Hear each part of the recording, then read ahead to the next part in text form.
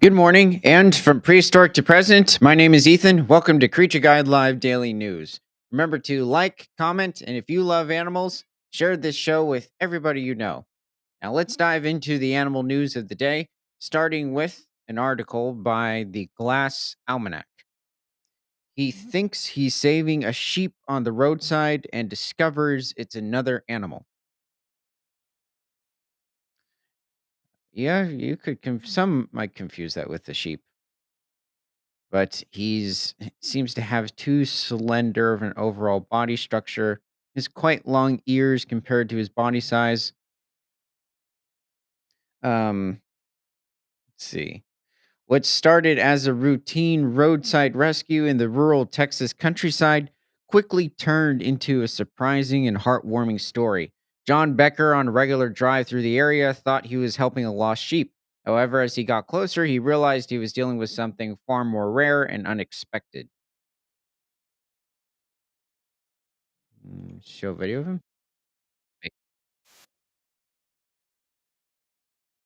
No, no, no, I just wanna see that it's not showing the deer. Just this alpacas, what on earth? While driving along a stretch of road, John spotted a small, white, fluffy figure seemingly in distress. At first glance, it appeared to be a stranded sheep. From a distance, its fur was so white and fluffy, I was sure it was a sheep, John recalled.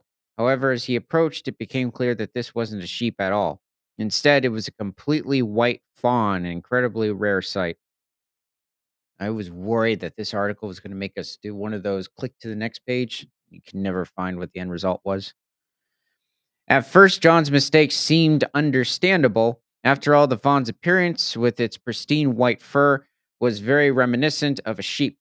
But as he got closer, he saw that it was actually an albino deer, a genetic anomaly that causes an animal to lack pigmentation, giving it a ghostly, ethereal look. White-tailed deer, albino white-tailed deer. Oh, wait a second. Is this a whitetail? Do we know where he found it? Concerned. I'll get to that shortly after this. Well, actually, no. Let me take a look. Because if this is a whitetail, yeah, rural Texas, that's specific. Um, if this is East Texas or even parts much of Central Texas, albino white-tailed deer, I mean, throughout the lower 48, about 1 in 30,000 white-tailed deer fawns can come out albino. So they're not that incredibly rare, unlike albino moose or elk, even mule deer. Concerned for the vulnerable animal, John gently scooped up the fawn and took it to the nearest wildlife rehabilitation center. There, the staff confirmed that the fawn was indeed albino, and more concerning, it was only a few months old and had been abandoned. This behavior is quite rare among female deer, which usually care for their young. The team at the center named the fawn Spirit in honor of the resilient nature.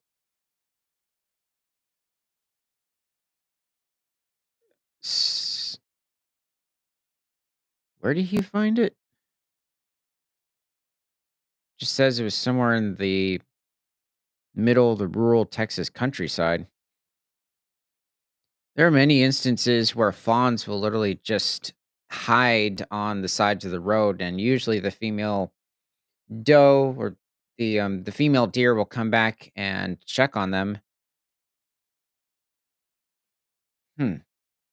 Just hard to picture where this took place.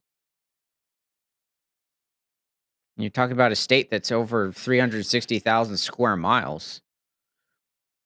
Um, Once at the center, Spirit quickly became a local celebrity. Albino deer are rare but not unheard of, explained Melissa Carter, a wildlife expert at the center. However, it's highly unusual to find such a young albino fawn alone. Spirit's story touched the hearts of many, and the rehabilitation team went to great lengths to prepare the fawn for its eventual return to the wild. They worked on teaching it how to forage for food and interact with the other deer. including some other albino deer who were part of the center's care program.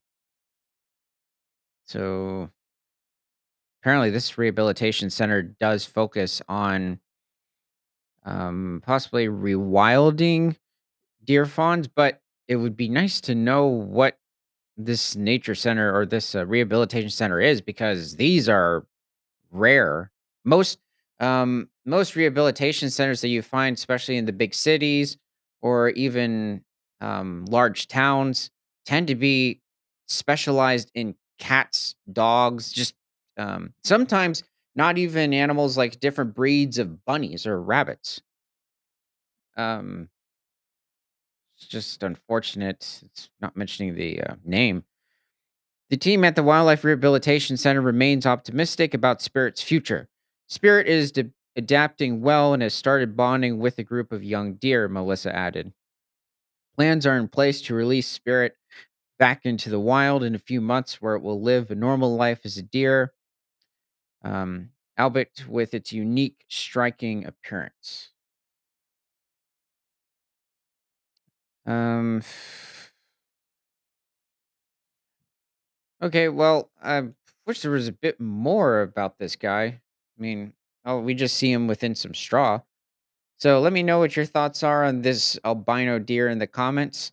And I'm guessing that this is a white. Well, it might be a mule deer fawn considering the size of its eyes, size of its ears compared to its body size, because mule deer have um, some of the largest ears of any deer species compared to their overall body. So it still didn't confirm whether or not it was a whitetail or mule deer. I'm going to guess though, now as I'm looking at it, it's possibly a mule deer, which are far less numerous compared to whitetails. There's over 30 million white-tailed deer throughout the lower 48. They're actually more common now than they were in the 1700s, due to agriculture and um, an abundance of certain species of plants that have been planted, not necessarily like referring to things such as, corn. I'm talking about even like oak trees in the fall. The abundance of nuts and acorns have benefited deer, especially during the fall months, not really outside of that.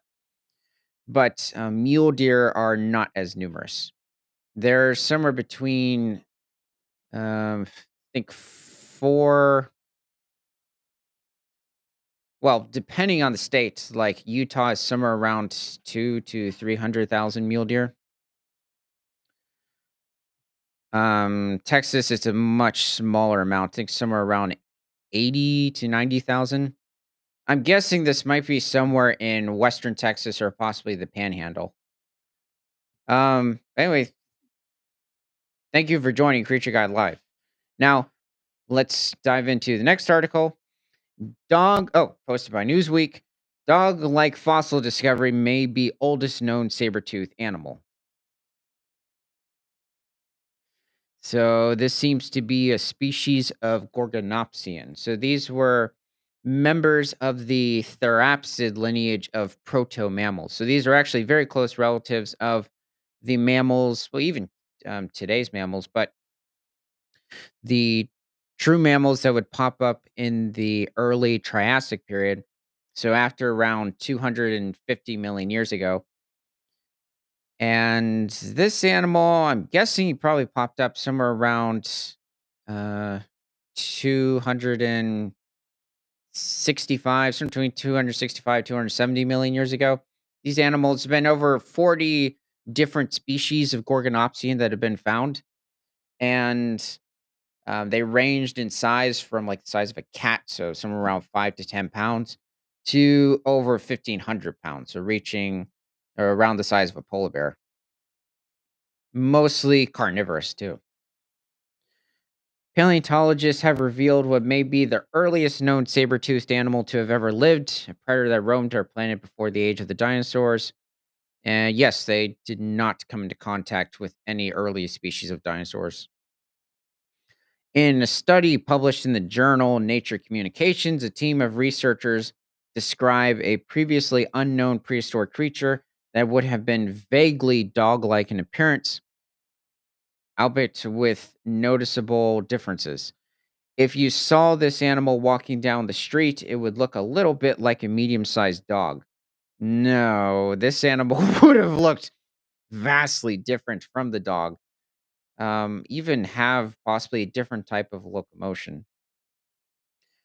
Also, I guess you could say when it came to how this animal processed food, though, mainly the dentary part of the skull, it's in some species could possibly chew their food, but not as efficiently as their earlier relatives, like the synapsids. Well, they were synapsids as well, but the earlier Dimetrodon, which lived in Texas somewhere around 290 million years ago, that animal did have the ability to chew its food quite efficiently. In fact, it was one of the most efficient um, bone chewers of the time. Like probably the most efficient bone chewer was Dimetrodon during the early Permian period. But it wouldn't be quite right. It didn't have any fur and it wouldn't have had dog like ears, said co author Ken Angel Psych with the Field Museum of Natural History in Chicago said in a press release. This is interesting because Gorgonopsians in recent times have been reconstructed with having fur covering their body, along with the variety of different species of synapsids and then the therapsids of the synapsids within the Permian period. Well, might whiskers, since there's evidence in many species of Gorgonopsian with them consisting with them containing feathers. Hmm. Among its most distinctive features were a set of very long blade-like canine teeth, which suggests the animal was a top predator in its day, according to Angel Psych.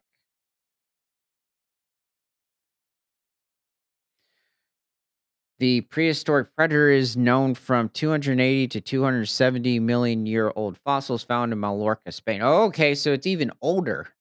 And this is a Spanish Gorgonopsian. There have been different species that have been found in North America, Africa, South Africa. There's a very common species of Gorgonopsian that's discovered there, along with other types of um, proto mammals, but not necessarily the therapsids. The creature, which long predates the first true mammals as well as the dinosaurs, is described based on a fossil specimen found on the Spanish island of Mallorca, located in the Mediterranean Sea. Remarkably, the fossil seems to date to around 280 to 270 million years ago. So this is mid Permian, when Mallorca formed part of the supercontinent Pangaea, making it most likely the oldest known member of a group of extinct animals known as the Gorgonopsians. These are prehistoric mammal relatives that lived during the Permian around 299 to 252 million years ago of Earth's history. Okay, if it's referring to specifically the Gorgonopsians, and this is the oldest fossil, which, and here's the thing. Now, uh, it's possible with the specific genus, and if there was a variety of species, it could have existed for 10 million years. But if you're talking just specific species, it would have a range of somewhere between 2 to 3 million years. But that's not always true. There have been certain instances with prehistoric mammals where certain species of prehistoric moose back during the Ice Age, during the Pleistocene, they were only around for, was it around 400,000 years? So certain species did not exist for very long. In some cases, even shorter time frames. Believe in some cases, like somewhere around 150 to 200,000 years. So we have so far, we have no idea as to how old precisely this animal is. Um, I mean, it could be as young as 270 million years ago, but I'm going to guess possibly slightly older. Um, but that is a big question. Gorgonopsians were not around 299 million years ago. You did have animals, synapsids like the Dimetrodon, but Dimetrodon wasn't even 299 million years old. So This is a bit off. Also, it looks like the Gorgonopsians went extinct somewhere around 250 million years ago. Let's keep going. Modern mammals belong to a larger group of tetrapods, four-limbed animals with backbones called synapsida. So did Dimetrodon. So did Gorgonopsians. Um, they're it's not just modern mammals. W- we all belong to this order of mammals. I mean, order of um animals. Mammals, known scientifically as mammalia, are the only living synapsids, having first evolved around 200 million years ago. Nope. This is far off too. It looks like somewhere between 230 to 235 million years ago is when the first mammals started popping up. So all of so far these timelines and even the um, description of the orders of animals are very off. But there are many extinct groups of so-called non-mammalian synapsids. Um, the better term is just proto-mammal, or you could say therapsid. Um, yeah, the problem is when you say non-mammalian, that's almost using the term mammal-like reptiles, and these animals were not reptiles. They were warm-blooded, and that is why it's assumed they might have had at least a very light, um, Oh, not plumage, it's what you that's a term they use for feathers, but, just a very thin layer of fur.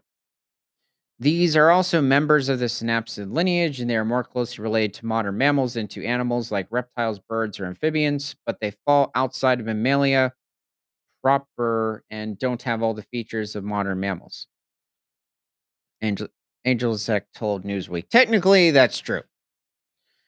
Gorgonopsians are one of these extinct groups of non-mammalian synapsids that lived during the Permian. They were important predators at that time, but they're a side branch of the synapsid family tree, and they don't have any living descendants. They are not direct ancestors of mammals. That is true. It is really unfortunate that the Gorgonopsians did not persist. I really think they're one of the neatest types of animals before the dinosaurs popped up. And it's interesting that these proto mammals, like they reached close to a ton in weight, and then all of a sudden at the end of the Permian, they just disappeared. Now there was a massive extinction at the end of the Permian, but it was quite remarkable at actually how many larger, well, I guess you could say medium-sized animals for the time ended up persisting into the Triassic period. The oldest known Gorgonopsians prior to this study are thought to have lived around 265 million years ago, but the newly uncovered specimen appears to predate this time. The most interesting thing about the specific specimen that we describe is its age. As we say in the paper, it is pretty certainly the oldest known Gorgonopsian, Angel Psych said. Gorgonopsians are the first group of tetrapod predators we know of in the fossil record to evolve saber-tooth characteristics, a very large blade-like serrated canines. Technically, Dimetrodon, which predates the Gorgonopsians, had it wasn't very long, but it had exterior canines. The Mallorca specimen may represent the earliest known example of this group, and thus the first saber-toothed animal on our planet. The Okay, so it's not the first one. Although there is some uncertainty regarding the age. Though it is, I will say, it is nice to hear that we found earlier species of Gorgonopsian. The age uncertainty makes it a little hard to be completely definitive that it's the oldest saber-toothed animal found so far, because there's a chance it might be about the same age as the other oldest Gorgonopsians found in the fossil record. Um, well, that's weird considering the other oldest Gorgonopsians were somewhere around 265 to 270 million years old. And I think that's just a bit of an odd statement to put out there, considering it does seem to be the oldest. However, assuming the evidence suggesting an older age is correct, our specimen would be older than the previously oldest known Gorgonopsians. The creature is also likely the oldest known member of a subgroup of synapsids called Therapsida, the Therapsids, which include mammals and a subset of non mammalian synapsids that are relatively closely related to mammals. So, yes, modern day mammals are members of the Therapsida order of animals. According to the authors, the the latest find casts new light on the evolutionary history of the therapsids. There is a big time gap in the fossil record of therapsids between when they are predicted to have evolved based on our knowledge of relationships of synapsids and when they actually show up in the fossil record. And the new specimen helps to fill in part of that gap, Angelo Sykes said. I don't think a lot of people realize that before the age of dinosaurs, there was a period of time when ancient mammal relatives were the dominant animals on land. Our Gorgonopsian lived during that time and was one of those ancient mammal relatives. Also, during this time, there wasn't a whole lot of competition for the larger species of Gorgonopsian. If they were to live into the later Triassic period, they would have a lot of problems and would run into just different a variety of different types of archosaurs within the region. With the dinosaurs, at first, not really posing much of a threat, but all of the other types of archosaurs would probably outcompete the Gorgonopsians. So, at least while they existed, they were the top predators, feeding on a variety of different types of ancient pelycosaurs during the time, even animals such as the famous anapsid, which was a distant relative of today's turtles, the Scutosaurus, which could possibly reach somewhere around 2,000 pounds. We have found, and was an herbivore. We have found everything from Wait, researchers found a surprisingly large number of bone remains of the Gorgonopsian during their investigations in Mallorca. We have found everything from fragments of skull, vertebrae, and ribs to a very well preserved femur.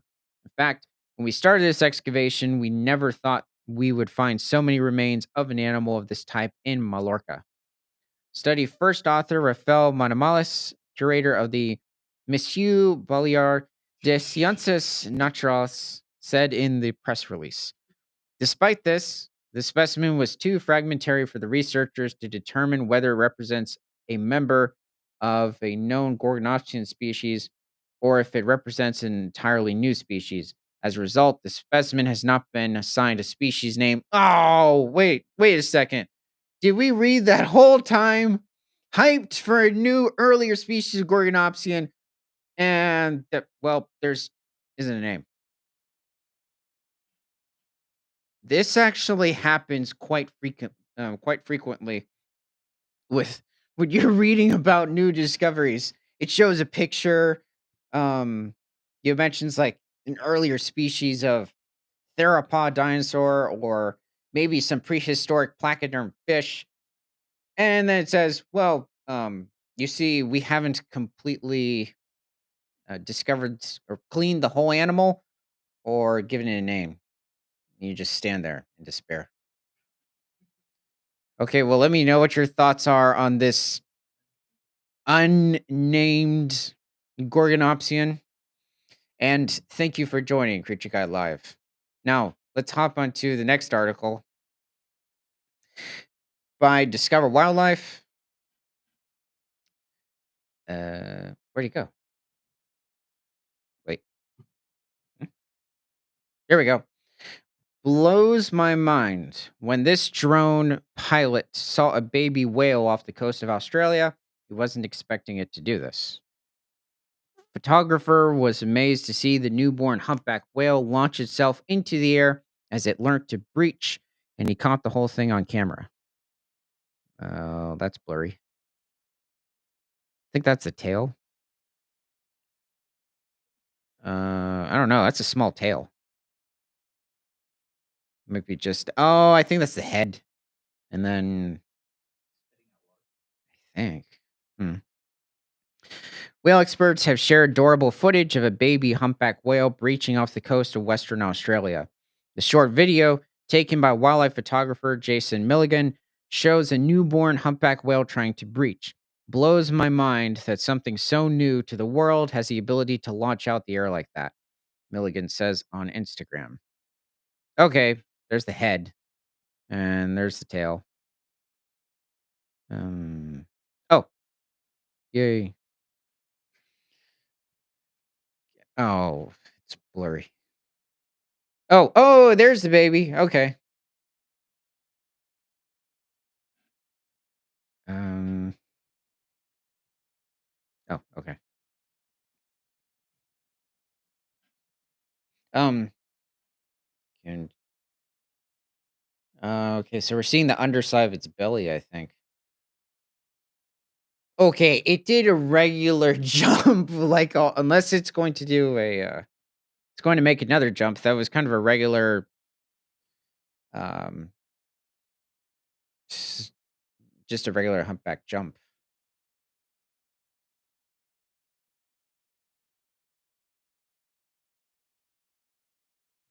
We're gonna do it again. I think I might. No, okay, she's coming up for air, I think. Also, right after the humpback calf is born, it doesn't really have the ability to swim, so the mother consistently keeps it at the top of the surface. That wasn't very. I mean, okay. This calf's healthy. I mean, considering it has the ability to jump, but I wouldn't say that's anything new. Although scientists aren't exactly sure why whales breach, it could be for communication to remove parasites, possibly because of the overall pressure from the water, or just because it's really, really fun. Whatever the reason, this little calf is already getting the hang of hurling itself out of the water and crashing down again with a mega splash. Humpback whales typically travel thousands of miles from their polar feeding grounds to warm, sheltered waters to give birth and raise their vulnerable babies. There are the two subpopulations of humpback whales that arrive on the coast of Australia. There's the eastern humpback whale population, then the western humpback whale population, of which and actually, there's been an increase in the populations over there. There's now somewhere around 30,000, 30 to 35,000 humpback whales that now inhabit the region. Before, like it had decreased to, I think, less than 15,000. Not sure if it was due to um, some disease that occurred or overhunting,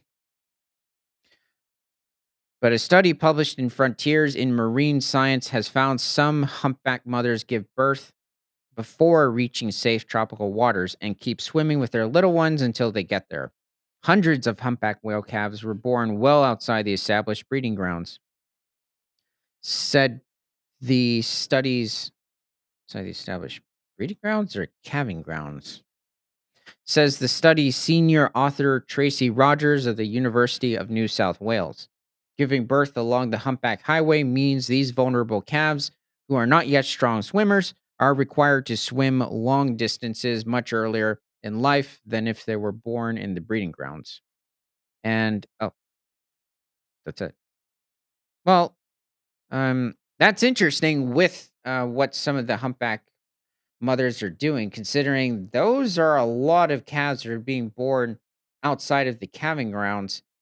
And it's almost, I kind of wonder if there's certain orca populations that are keeping them out of there. Maybe there's something going on where, due to the way that humpback whales communicate, along with other species of whales, there might be some instances, um, maybe with certain ships putting out some sort of noise that's actually affecting their hearing, and they've decided just to give birth outside of that region. See, orcas that I'm trying to think of another threat. Hmm. Or maybe some parasite within the region, but just much larger than what occurs on their skin. These are just guesses that I'm coming up with. Okay, well, let me know what your thoughts are on this humpback whale mother and her calf, even what's going on with the humpback mothers that are calving outside of the zone. And thank you for joining Creature Guide Live. Now let's go on to the next article by Sci News. New species of sauropod dinosaur unearthed in Argentina. A new genus and species of Rebacosaurid sauropod dinosaur has been described from fossils discovered at a paleontological locality in the Argentine province of Neuquén. Rebacosaurid. There have been of over 20 different genre of the Rebacosaurids. So this was a very successful sauropod group. So this is a life reconstruction of Ciencia Argentina S- Sac- Sakazai. The newly discovered dinosaur roamed Earth during the Late Cretaceous epoch, Late Cretaceous period, some 94 million years ago. So this was shortly after the time when the larger species of sauropod like Argentinosaurus had gone extinct, like within 1 or 2 million years. Named science in Argentina, Sanchenzae, the species is the earliest member of the Diplodocid dinosaur family Rebbachosauridae known to date. I think that's supposed to be Diplodocid. But besides that, okay, so this is interesting. So this might be, or this is the earliest one. And we're actually getting a name of the species, unlike what occurred with that Scorgonopsian. Rebbachosaurids diversified primarily on the supercontinent Gondwana between the early and late Cretaceous.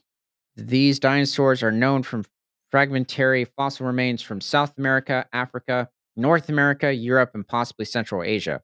Well, if this is the earliest member of the Rebbachosaurids, then it would just be the late Cretaceous and not the early Cretaceous. 94 million years ago, that's about 6 million years after the late Cretaceous started. These dinosaurs, they are distinguished from other sauropods by their distinctive teeth. Oh yeah, and when you look at different species of Rebbachosaurid, in some cases they can even have a bit of a dentary or just skull structure, like with what you see in certain African sauropods, like Nigersaurus. And Nigersaurus was almost like a weird sort of a maybe shovel, you could say, with how the animal's skull was formed. Also, their distinct teeth. It's different from what you see in animals like Diplodocus. Um, Diplodocus might be slightly more similar. I'd say Brachiosaurus, Argentinosaurus, very different from other different types of titanosaurs, especially during the late Cretaceous, early Cretaceous. The some species had tooth batteries similar to those of hadrosaur and ceratopsian dinosaurs. Uh, I guess you could, yeah, I guess you could say certain iguanodontomorphs, but I'm not so sure about ceratopsians. They had a very unique sort of tooth structure, and especially when you're including their beak as well, which no sauropod dinosaur had. I'd say probably a bit more closer to hadrosaurs, considering many species of hadrosaur ended up developing a downward sort of beak, downwards pointing beak. The first South American Rebbachosaur dinosaurs were recognized upon the basis of materials from the surroundings of Villa El Chocan, Neuquén province, Argentina. From the Candelaros, and Huinco formations. Okay, so this is a younger group of the Huinco formations and Candelaros. Said corresponding author Leonardo Salgado from the Universidad Nacional de Rio Negro, Conicat, Conicet, and his colleague Maria Edith Simon. The Rebbachosaurid materials from the Huinco Formation are especially relevant because together with those of the Bajo Boreal Formation, correspond to the last um, indubitable diplodocoids before presumably they became completely extinct or indubitable. Mm. The fossilized material from CNC Argentina Sinchesi was found in the surroundings of Villa El Chocon in the base of the Huincal Formation. This new species is added to the list of rebecasaurid sauropods documented in the Huincal Formation. Upper Cenomanian, Turonian, these are the epochs within the Huincal Formation. So this links to that 94 million year old position in which these fossils were found in, which are thought to be the latest diplodocoids at global level, the paleontologist said. In fact, from the Turonian up onwards, sauropod communities are composed exclusively of macronarians, mostly titanosaurs. That is true. Many titanosaurs have been found in the Huincal, the who else? Oh yeah, the Candelaros, and there was another formation. Is it just those two? Guess I confused it with a groupie. In Patagonia, particularly in the Huencal Formation, the hypothetical fauna turnover that occurred in the middle of the Cretaceous, which involved not only sauropods but other groups of dinosaurs, is observed perhaps like nowhere else in South America.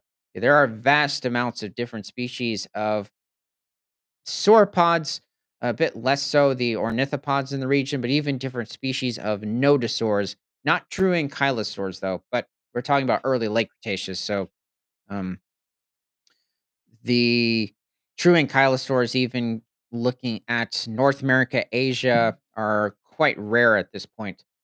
But also different species of megaraptors, the larger theropods like the Mapusaurus and Giganotosaurus, but by about to this point, they had gone extinct. But you do have surviving lineages of saurids and megaraptors that would continue onward to the end of the late Cretaceous. So is this it? So, mhm, discovered Ciencia Argentina. Okay, well, let me know what your thoughts are on this sauropod in the comments, and thank you for joining Creature Guy Live. Now, let's dive into the next article, posted by The Guardian. Rare polar bear shot dead by police in Iceland after being thought a threat.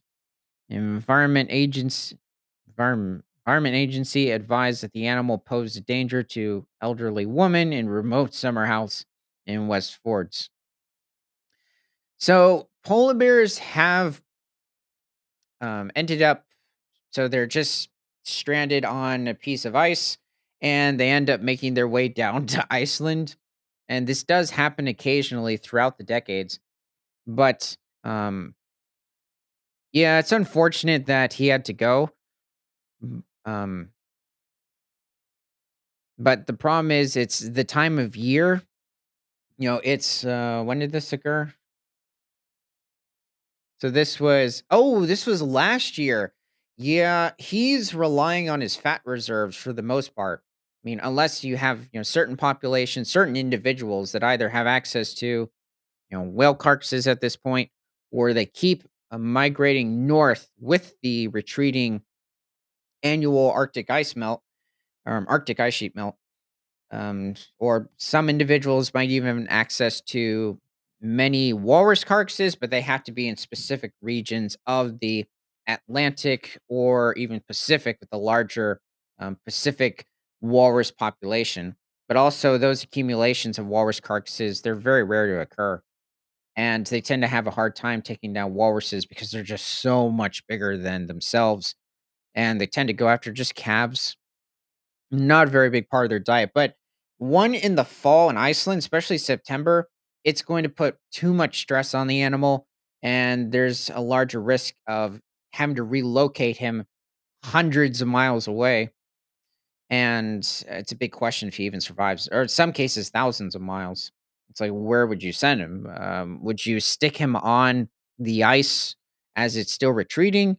Would you send him over to that population in Greenland, or would you send him to Svalbard?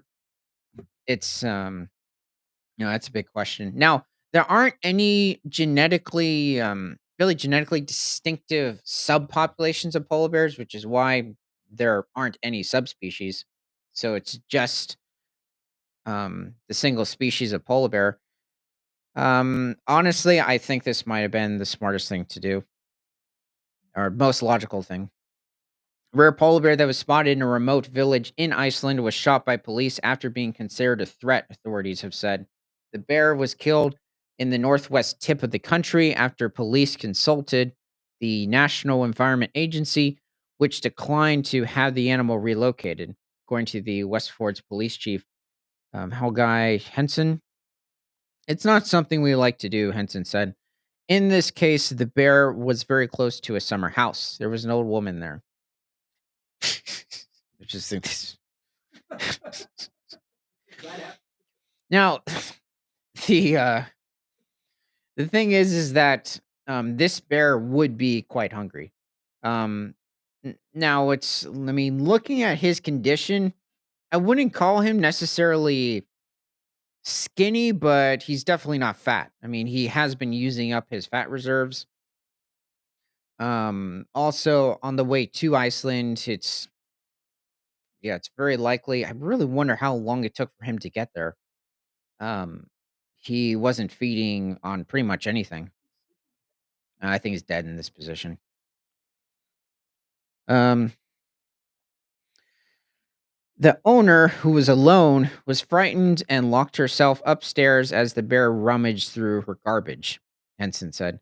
She contacted her daughter in Reykjavik, the capital, by satellite link and called for help. She stayed there, Henson said, adding that other summer residents in the area had gone home. She knew the danger. Polar bears are not native to Iceland, but occasionally come ashore after traveling on ice floes from Greenland. Back in the Pleistocene or in the Ice Age, so you go back, 12,000 years, you could have seen polar bears over on Iceland, but not just there. Different areas of mainland Europe, like even as far down as like different parts of Germany, and and especially when you're looking at North America, further south into different parts of Alaska, and then even mainland Russia over in Asia.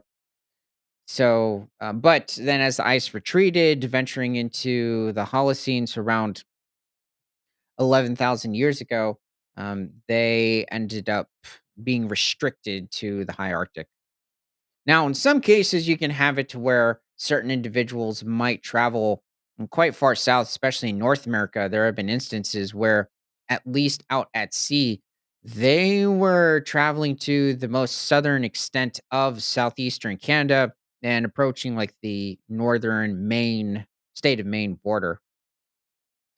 Um, Okay, so polar bears are not native to Iceland, but occasionally come ashore after traveling on ice floes from Greenland. According to Anna Sveinsdottir, the director of scientific collections at the Icelandic Institute of Natural History. Many icebergs have been spotted off the north coast in the last few weeks. Huh, that's interesting. Although attacks by polar bears on humans are extremely rare, a study, I'm just going to say this occurs with almost every animal. They'll state, polar bears attacks by elephants, bears, um, bobcats are extremely rare. The point is that many cases they will attack you. It's only in instances where they have access to a large variety of food, but even then, you can still have it where it's usually the male of that animal that will attack, unless you're dealing with something like a spotted hyena, where the females are much bigger and they might be, or they are more aggressive. And yes, spotted hyenas will attack and eat people. Although, okay, so, but then it says a study in Wildlife Society bulletin in 2017 said that the loss of sea ice from blah, blah, blah. Okay, you know what? I'll just say it. Global warming has led more hungry bears to land, creating a greater chance of conflicts with humans and increasing the risk to both. Okay, first of all, we already had a such a low extent of sea ice by the year 2006, which was predicted for 2050, and the bear population actually benefited off, or at least there wasn't any negative change in the population, so there wasn't any decrease. You still had polar bear mothers that were successfully feeding their young, and the polar bear population continued to increase after that. But I'm talking about back in 2006. This is mentioned 2017. It has skyrocketed in population since 2017. I think back then there was an estimate of somewhere between 25 to 32,000 polar bears. Now it's somewhere in the instances of 32,000 to 38,000 polar bears. It's a big question with the approximate estimates of these populations because with some areas, you have to remember this is um, there's a needed population estimate for all 19 Arctic seas. So, um, certain Arctic seas won't have an estimate for sometimes 2 or 3 years. Now, um, so yeah, this is false.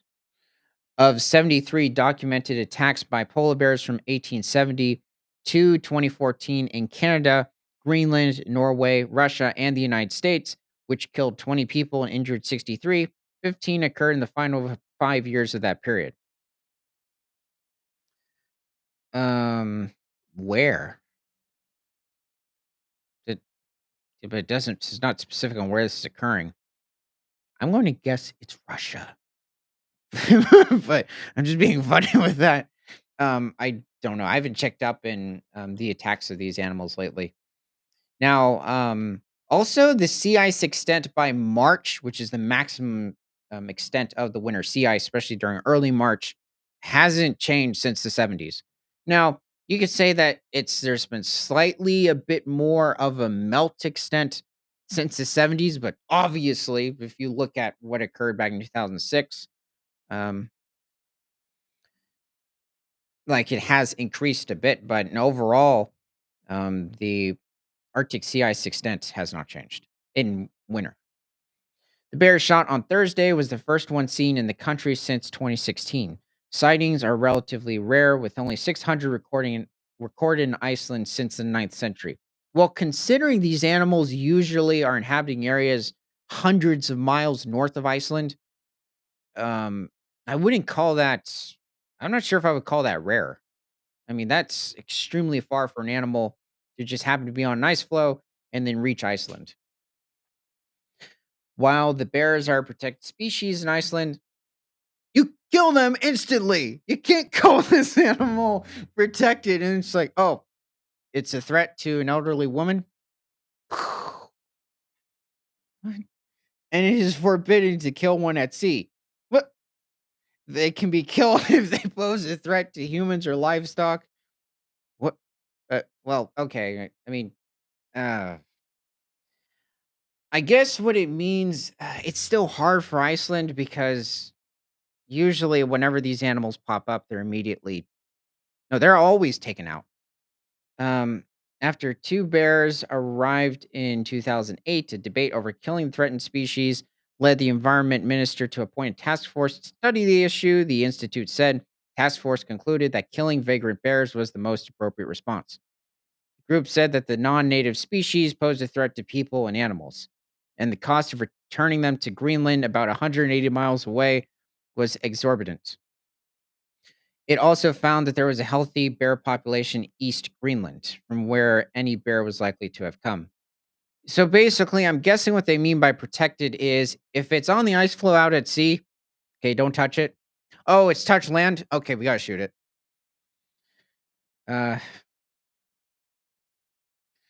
the young bear, which weighed between 150 and 200 kilograms, um, guessing he's a male, will be it's a male, will be taken to the institute to be studied.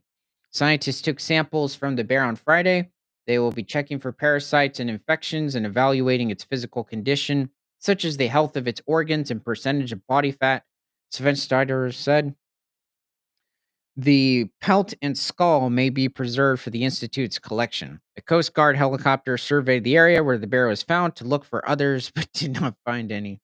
police said. Yeah, there's not really anywhere for them to hide. After the shot bear, despite Iceland actually being covered in forest, um, just I guess like 8 to 900 years ago. Now they are restoring forest within the country, but where the polar bear is most likely inhabiting on the coast, can't really hide. After the shot bear was taken away, the woman who reported decided to stay longer in the village. Ensign said. Okay. Anything else? Okay. Well, yeah, it's unfortunate that they had to take him out, but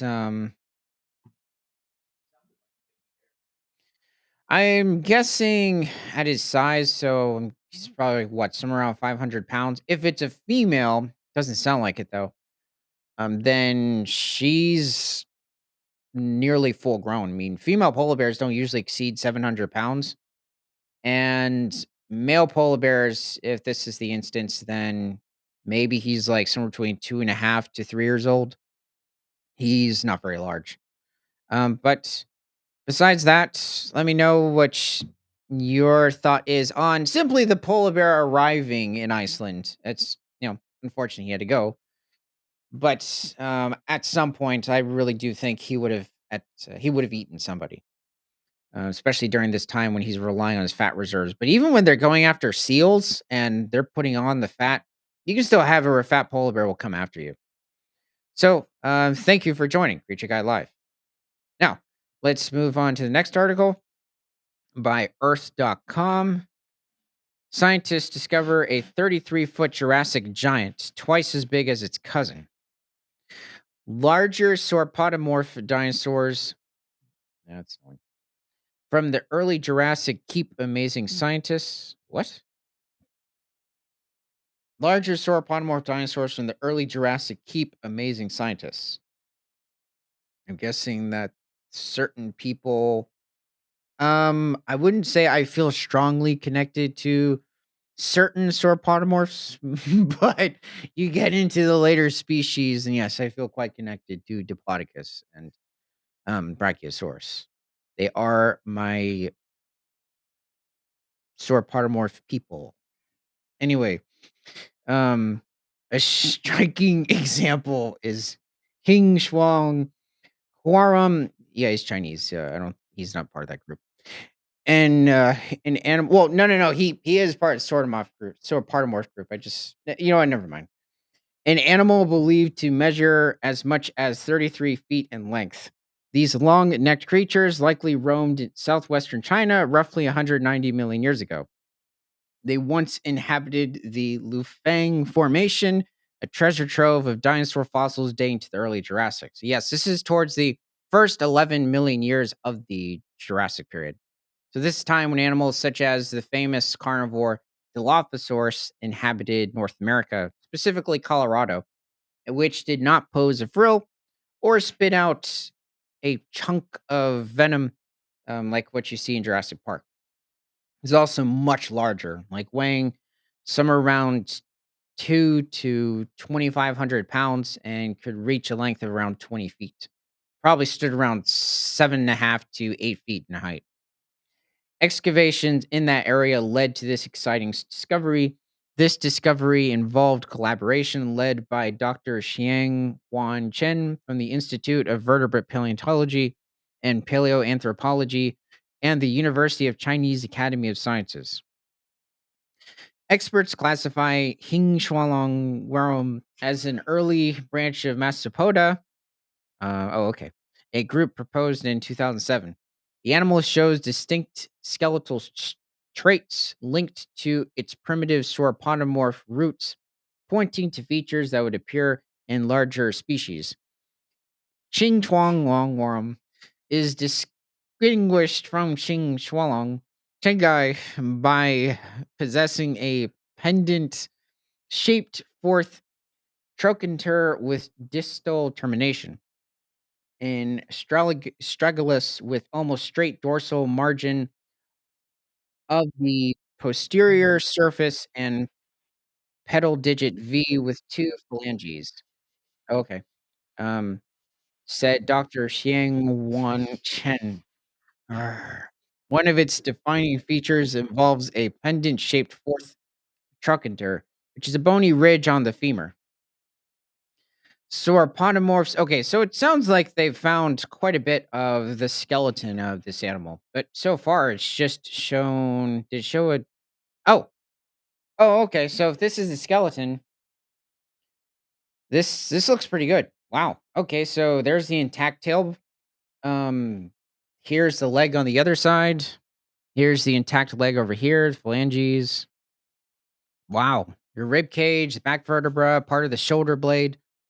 This looks very good. Pelvis. Wow. Okay, so um sauropodomorphs were a diverse, successful group of long-necked herbivorous dinosaurs that thrived during the Triassic and Jurassic periods. They represent the early ancestors and close relatives of the colossal sauropods like Diplodocus and Brachiosaurus. Early sauropodomorphs. Okay, now remember this Diplodocus and Brachiosaurus belong to completely different families of sauropods as well. The thing is that with sauropodomorphs, it just links to all sauropods. So this is just two of over 200 different species of sauropod that have been discovered. Early sauropodomorphs such as Plateosaurus, um, yeah, Plateosaurus, it's been more classified as Plateosauromorpha, so before certain species of sauropods, but some have also classified as still a sauropodomorph. Just Plateosauromorph has been the more recent term. Walked on two legs. Yes, Plateosaurus was not quadrupedal. It used to be debated beforehand, some previous decades, especially in the 90s, whether or not this animal was specifically quadrupedal, so walking on four legs, or bipedal. And the more recent skeletons have found that this animal simply possessed four limbs or its forearms that were too small to withstand any weight. So probably just used for picking plants, possibly. They're still a debate, but they only walked on two legs. So very similar to even certain archosaurs at the time, like the Rauisuchian, such as the famous Postosuchus. But Plateosaurus also is much smaller compared to the later sauropods like Diplodocus or Brachiosaurus. It's not that there weren't still smaller sauropodomorphs during the early Jurassic, like Massospondylus or Ankylosaurus, which Ankylosaurus was extremely small, somewhere around 8 to 9 feet in length. It was one of is it maybe it was trying to think. One theropod's favorite meals.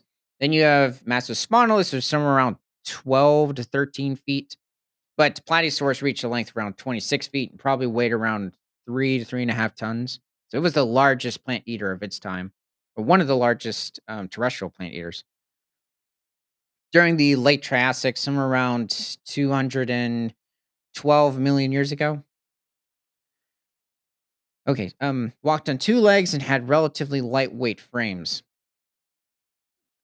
Plateosaurus, it had quite a bit of it's quite wide, but you could say that the neck was quite slender. Certain sauropodomorphs actually had quite robust necks, especially the further into the Mesozoic that you travel. But they already displayed key traits: elongated necks, small heads, and leaf shaped teeth that foreshadowed the massive bulk and feeding strategies of their later descendants. Over time, some lineages grew to enormous sizes and shifted to a four legged stance, enabling them to support their increasing weight and reach vegetation that no other animal could access. These dinosaurs played a crucial role in reshaping terrestrial ecosystems. As some of the first large bodied herbivores, they influenced the structure of plant communities and likely helped shape the evolutionary paths of both predators and flora. Flora refers to the variety of plant life. Fossil evidence suggests that sauropodomorphs, and animals refer to fauna. That includes birds. So, fossil evidence suggests that sauropodomorphs spread across nearly every continent, adapting to varied climates and landscapes. Yes, they had covered every continent by the end of the Triassic period. So by 202 million years ago, they were everywhere. This new species stands out as the second member of the genus Xingtuolong, which until now had um what happened? Wait, there it is. Which until now had only one identified representative. Paleontologists discovered enough bones to confirm distinct traits and confirm it belongs to the same lineage. The partial skeleton unearthed near Lufeng City shows robust limb bones and a fused set of sacral vertebrae.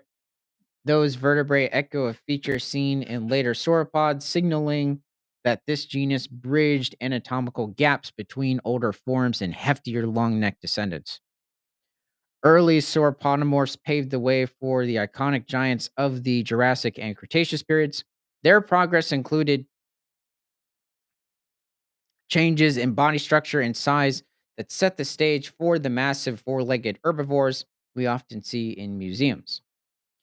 Both the two species of Xingchuang have four sacral vertebrae and or, which are typically associated with the late diverging sauropoda forms and sauropods, suggesting a complex early evolution within sauropodomorphs. Her, said the researchers. That complexity illuminates how certain skeletal features emerged earlier than experts once believed. Fossil layers in Asia offer clues about dinosaur diversification around 190 million years ago. These, this is by a study in 2021, these clues help place new species like Jing Shualong Warum on a better defined branch of the dinosaur timeline. Continued excavations in Yunnan province. Oh, yeah, there are a variety of different sauropodomorphs that have been found in the Yunnan province, but even the Yunnan province, there are certain um, early Cretaceous variety. In fact, I think this is where different species of Microraptorids have been discovered. But they wouldn't pop up until somewhere around 125 million years ago. Add more detail, well, which there were still a variety of different species of sauropod at the time, um, and even members of the Metriacanthosauridae lineage of dinosaurs. Add more detail to this phase of dinosaur development. Evidence from multiple digs supports the view that early sauropodomorph varieties flourished in different habitats across this region. The discovery of Xingchualong worm adds to the diversity of the sauropodomorph dinosaurs from the Lufeng Formation. Yes, said the paleontologist. This boost in variety clarifies how certain lineages survived shifting ecosystems as the Jurassic period progressed. I forgot we're somewhere around 190 million years ago. Early Jurassic landscapes in China included lush plant life, rivers, and floodplains where dinosaurs thrived. Fossil finds from this region highlight how different dinosaur groups occupied varied niches and shaping a rich tapestry of species. Tracks and skeletal remains reveal that some species favored broader feeding grounds while others navigated denser vegetation. This range of dietary and habitat preferences likely influenced how sauropodomorph dinosaurs diversified. I'm just, uh, yeah, it's a bit irrelevant. Um, Also, something to add about these sauropodomorphs is that some of the earliest ones were actually quite carnivorous, because many associate sauropodomorphs, which sauropods are a part of, as just herbivores. And the truth is, some of the earliest ones dating to somewhere around 227 million years ago, back in Argentina, with Eoraptor, which was somewhere around 3.5 feet long, barely a foot tall, probably weighs somewhere around 10 to 12 pounds. and that animal specifically fed on meat and probably feeding on a variety of different species of like smaller amphibians, reptiles at the time. Dinosaurs had this was shortly after dinosaurs first popped up. So most likely it's not going after dinosaurs in general. Like it just doesn't, they don't consist of a large part of its diet. Might have been scavenging though. It's a big question as to whether or not Eoraptor might have been a pack hunter, but also, despite it having the name raptor, it is not a member of the Dromaeosauridae lineage of theropod dinosaurs.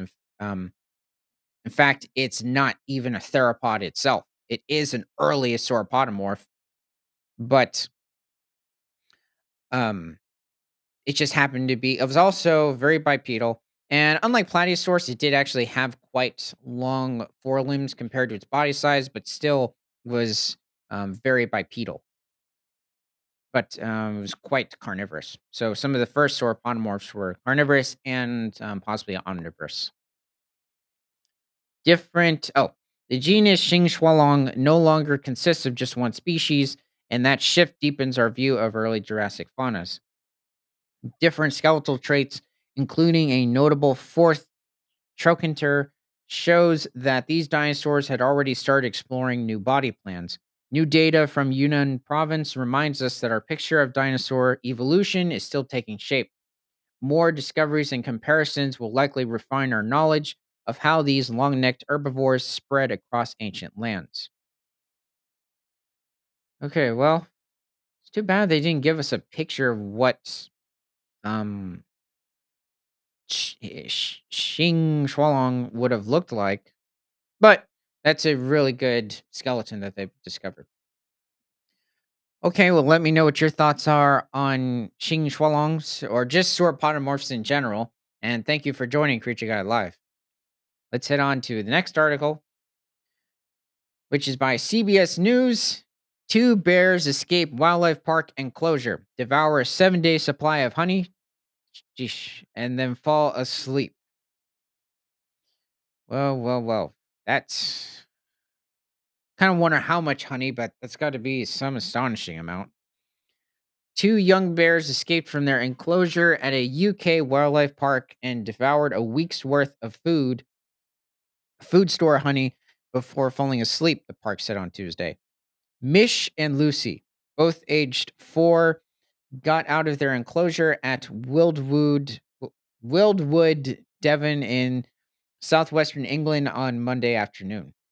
Okay, so these bears are about to enter their prime, so they're still young. The pair made a beeline for their food store where they scoffed snacks, including the 7-day supply of honey. Park statement said the park released a video of Lucy devouring the food and looking very pleased with herself. The bears posed no threat to the public at any point, although visitors on site were escorted to a secure building as a precaution. Yeah, usually in the wild, when bears have access to beehives, um, they tend to be going after specifically the bees themselves for an extra calorie source. But it's not that they're not going to be eating the honey as well. It's just that they're mainly after the bees. Some cases they'll eat wasps. There's a variety of different species of insects that um, brown bears will feed on. During the hour-long drama, the bears were continuously monitored both on the ground and via CCTV until they were returned to their enclosure by keepers and promptly fell asleep, Wildwood added. Bye and stay safe, Mission Lucy. Oh, okay. These two guys, the Syrian brown bears. Just trying to think of the subspecies, but this could be some European subspecies brown bear, maybe a Balkan. So one of the brown bear subspecies and inhabits different parts of Albania, Greece, Macedonia, a couple of other countries. So yeah, these are the rescued brown bear cubs. Lucy on the left, Mish on the right.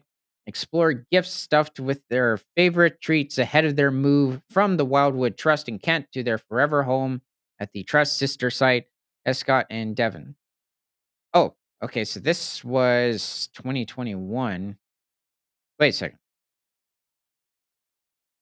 But this happened this year, so um wait, when was say September?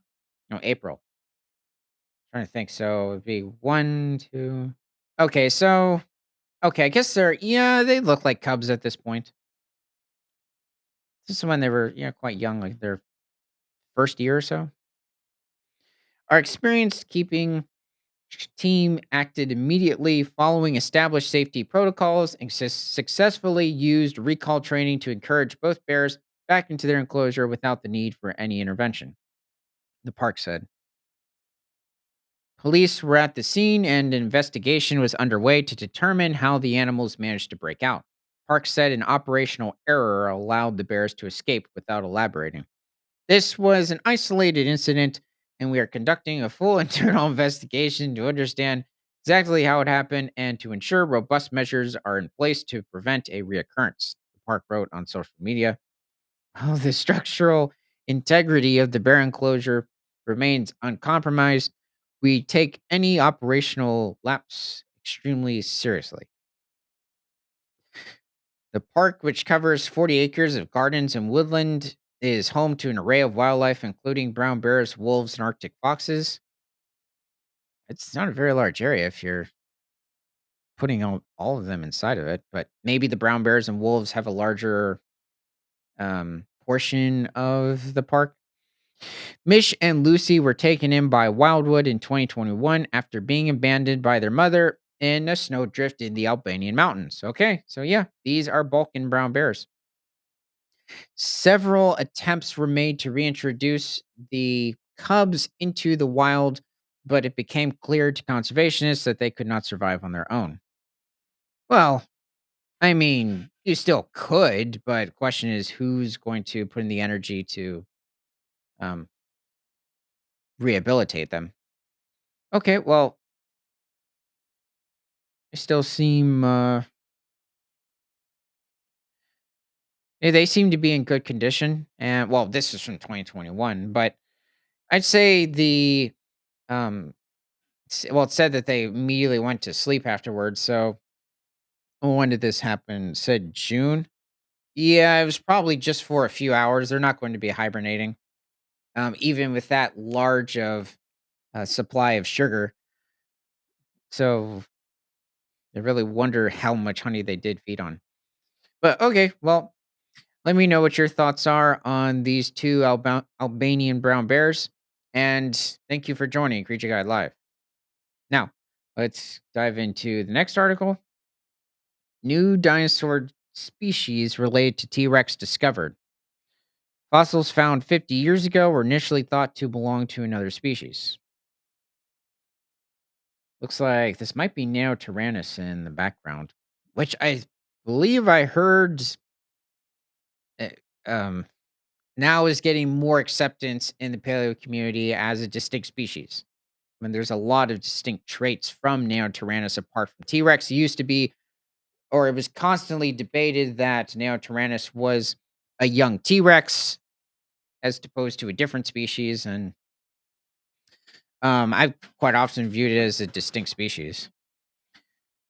Paleontologists have discovered new species of dinosaur that was related to the infamous Tyrannosaurus rex. The dino fossils, two partial skeletons found in Gobi Desert in Mongolia in the 1970s, were recently reanalyzed after Jared Voris, a PhD student in the Department of Earth Energy and Environment at the University of Calgary, noticed them during a trip to Mongolia in 2023. A Mongolian paleontologist initially attributed the fossils to a meat-eating dinosaur called Electrosaurus. Huh. Darla um, Zelenitsky, an associate professor in the Faculty of Science at the University of Calgary, told ABC News. Um, the Electrosaurus, I believe that's a member of a Carnosaur lineage of dinosaurs. The fossils had not been seriously looked at that. Wait, the fossils had not been seriously looked at that since then, she noted. So here it's showing a variety of different tyrannosaurs. I'm guessing this is T Rex. These two are a bit more complicated to distinguish. Back to everybody in this scenario. So, new species of Kankulu in front and its descendants of evolution. Here's Kankulu. These 2, I'm just not going to guess. Really hard to tell. I think they're interesting, I think they're good-looking models, but I don't know, what tyrannosaur they are. But when Voris noticed them in a glass case at the Central Museum of Dinosaurs in Mongolia, he realized they had characteristics never before seen in a tyrannosaur species, he said. The skull, for instance, contained an air cavity near the nose. Large apex predators tend to have completely solid nose bones, according to Voris. The way the toe bones attached to the rest of the leg was also different, Voris said. We had recognized that this was something completely different, Voris said. The fossils were determined to belong to a new tyrannosaurid species after re-examination by the researchers, according to a paper published Wednesday in Nature. The new species named Canculu mongoliensis. That's interesting. Wow, they keep giving more theropod dinosaurs the species name mongoliensis, like Velociraptor mongoliensis, is a relatively small tyrannosaur, Zelenitsky said. The specimen was likely about 1,700 pounds and 13 feet in length, making agile runners, as Linitsky said. Oh, wait, does it say? Oh, okay, finally. I was kind of wondering when the Kenkulu first popped up. So it's showing somewhere around 85 million years ago. So this was somewhere around the time that the Tyrannosaurs, such as Electrosaurus, popped up. So 13 feet. This is a, I'd say, larger species of Tyrannosaur for the time. Electrosaurus was only slightly larger, around 14 to 18 feet. And then the larger Tyrannosaurs wouldn't pop up for probably another 11 million years. 9 to 11 million years. So here's another model of Canculu. It's a very lightweight Tyrannosaur. Well, lightly built, I should say. Specimen was an immediate relative of the U Tyrannosaurus, which originated in North America and included T. rex, researchers said. It was also a close ancestor to the massive, deep-snouted Tyrannosaurini, as well as this much smaller and shallow-snouted Alioraminii, according to researchers. This is referring to tyrannosaurs such as Alioramus that belong to specifically a subfamily Tyrannosauridae called Alioraminii.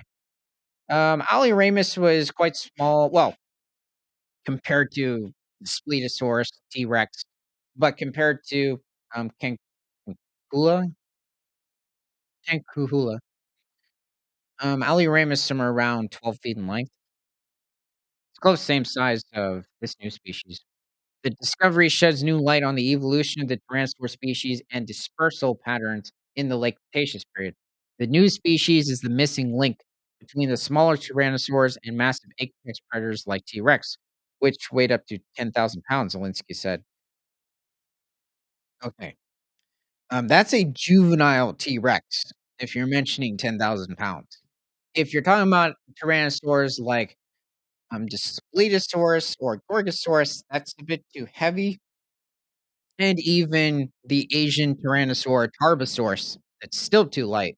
That would still be a juvenile Tarbosaurus. Tarbosaurus still reached a size somewhere around 7.5 to 8 tons. So it was like a large Carcharodontosaur in size.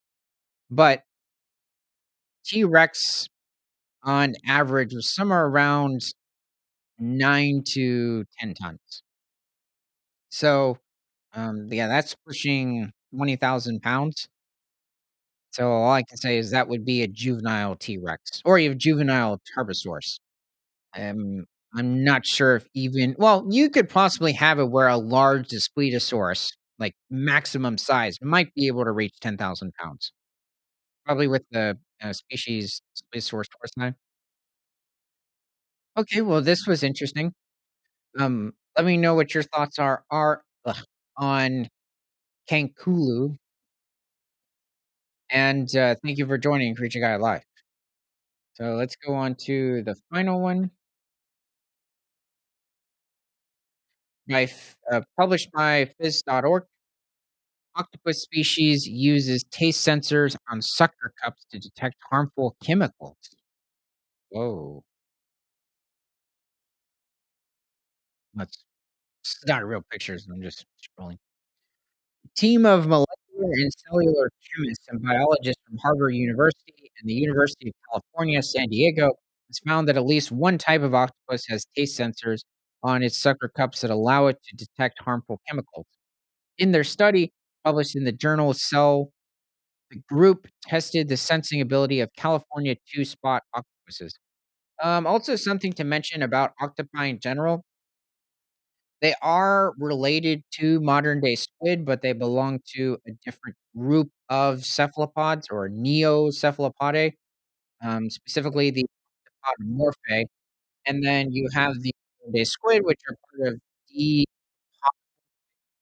now the famous ammonites from the Devonian, Carboniferous, and um, Permian, and then into the rest of the Mesozoic era.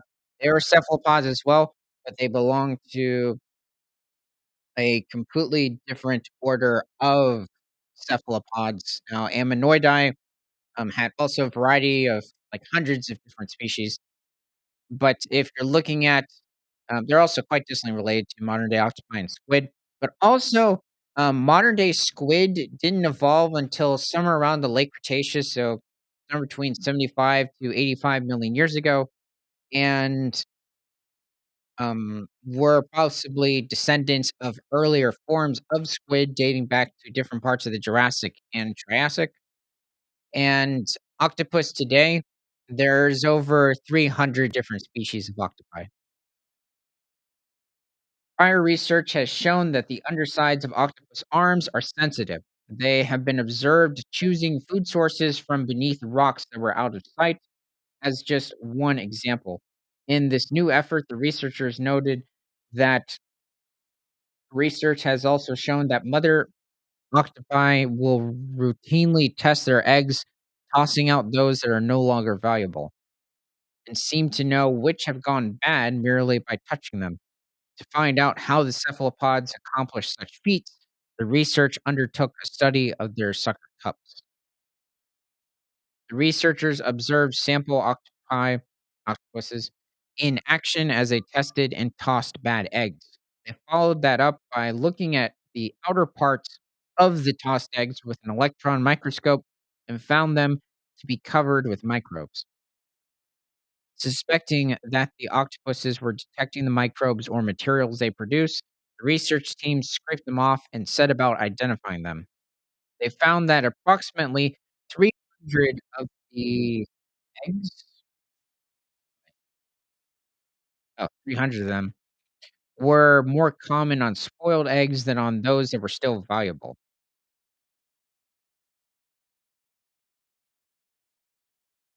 So,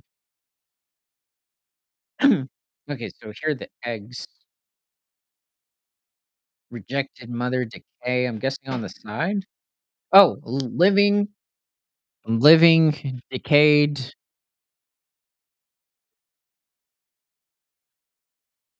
mothered, and rejected. Wow, there's a difference in look. Octopus bimaculoidus, that's the specific species of octopus, displays its sensory suckers on the left and next to salient cues, including crab prey, specifically Tuca pugilate. Oh, pugilate. So here's one of its primary prey species of this specific species of octopus.